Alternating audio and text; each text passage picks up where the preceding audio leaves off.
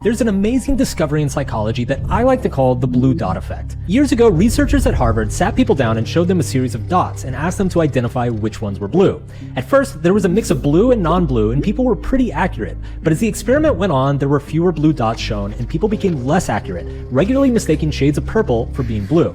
Okay, big deal, right? Well, they next showed people human faces and told them to identify the threatening ones. At first, people were good at this, but then as researchers showed fewer threatening faces, as with the blue dots, people began to mistake friendly faces for being threatening. They then repeated this over and over again with threatening language, unethical job proposals, dangerous groups, and so on.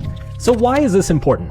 Well, let's say there's a big problem in your life and you spend a lot of time and energy trying to solve it. The blue dot effect suggests that instead of feeling as though you're making progress on the problem, your mind will simply redefine the problem in such a way that you never totally stop experiencing it. One of the most fascinating things about the human mind is that it doesn't just find what it's looking for. It gradually redefines reality to make sure it keeps finding it. Like, think about a gold miner. When there's gold everywhere, finding it's really easy. But as the gold becomes more scarce, the miner doesn't necessarily stop looking for it. Shiny rocks start looking like gold. Reflections on the water start looking like gold. Anything remotely similar begins capturing his attention. The moment your mind becomes committed to searching for something, it starts expanding the definition of what counts as that thing. Let's say someone experiences a ton of rejection in their life and they begin to expect it everywhere they go. They will eventually start seeing rejection where none exists. Same thing with expecting disrespect. They will start interpreting neutral behavior as disrespectful. If someone's constantly stressed and they just expect stress all the time, they will find reasons to feel stress even if life is objectively improving. Now, I need to be very clear. This isn't meant to invalidate people who have gone through things in their life and now expect things to go the way that they've gone. If you've gone through some hardships, that really sucks. But hear me out here. As someone with advanced levels of training in hypnosis, we understand what you repeatedly direct your attention toward becomes more neurologically available. Your mind begins building evidence for it. This is why I don't spend any time with my clients analyzing their problems. Instead, I help them become extremely specific about their desired outcomes. This is because the mind can't move toward what it isn't looking for. The moment someone begins embodying confidence, opportunity, connection,